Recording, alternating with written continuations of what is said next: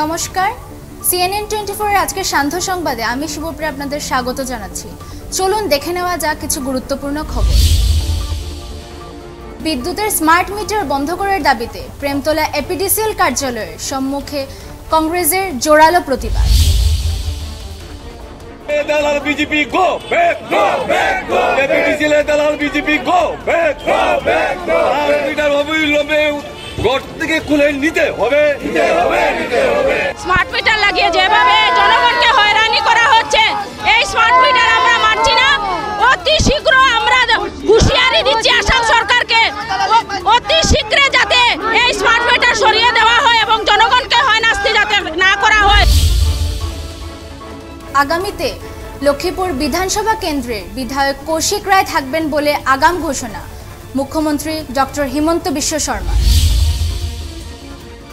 শ্রদ্ধার মাননীয় অধ্যক্ষ মহোদয়, আমার লক্ষ্মীপুর সমষ্টিৰ বিধায়ক কৌশিক ৰয় ডাঙৰীয়ায়ো তেখেতৰ সমষ্টিৰ ডেভেলপমেণ্টৰ বিষয়ে উল্লেখ কৰিছে।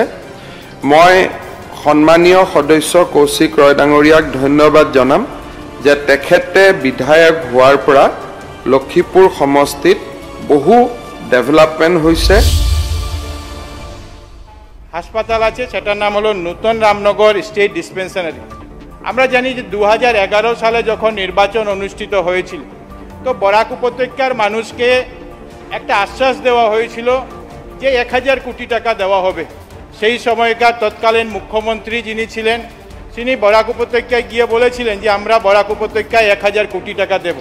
বরাক উপত্যকার মানুষ 15টার মধ্যে প্রায় 13টা সমষ্টিতে সেই সময় কংগ্রেস প্রার্থীদেরকে নির্বাচিত করেছিলেন, কিন্তু 1000 টাকার মুখ কোনোদিন দেখতে পারেননি, 1000 টাকার উন্নয়ন কোনোদিন দেখতে পারেননি।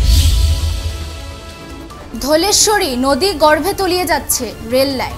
বিগত প্রায় এক সপ্তাহ থেকে ভৈরবী রোডে ট্রেন চলাচল বন্ধ।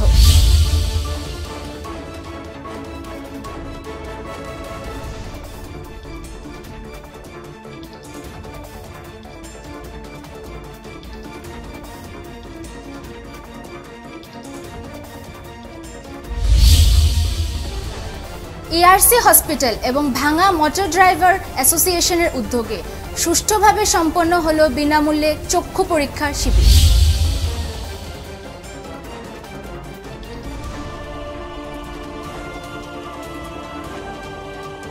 আজকে বাঙ্গা মাস্তি জিপিতে 537 নং বয়েজ মডেল এলপি স্কুলে ERC হসপিটালের তরফ থেকে এবং বাঙ্গা মোটর ড্রাইভার অ্যাসোসিয়েশনের সহযোগিতায় একটি বিনামূল্যে চক্ষু শিবির পরীক্ষা আয়োজন করা হয়েছে।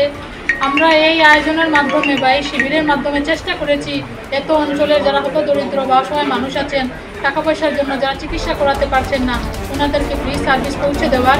এবং আমরা আন্তরিক ধন্যবাদ জানাই ERC হসপিটাল কর্তৃপক্ষকে এবং কার্যকর্তা যারা এত দূর থেকে এসে ওখানে গ্রামগঞ্জে এভাবে শিবির করছেন, ফ্রি বা অসহায় মানুষদের সেবা পৌঁছে দিচ্ছেন, সেটার জন্য আন্তরিক ধন্যবাদ জানাই। বেরেঙ্গার আব্দুল নূর বরভুইয়ার বসতবাড়িতে ফের মাফিয়াদের দলবল নিয়ে হামলা, থানায় এজাহার। শিলচর শহরতলি বেরেঙ্গা দ্বিতীয় খণ্ডের চালক আব্দুল নূর বরভুইয়া এবং রঞ্জু বেগম বরভুইয়ার বসতবাড়িতে জমি দখলের চেষ্টায় প্রতিবেশী ভূ মাফিয়া নিয়ে হামলা চালানো হলো। এই হামলায় আব্দুল নূর বরভুইয়ার পরিবারের 3 জন আহত হয়েছেন। এ মর্মে তিনি শিলচর সদর থানায় একটি FIR-ও দায়ের করেছেন।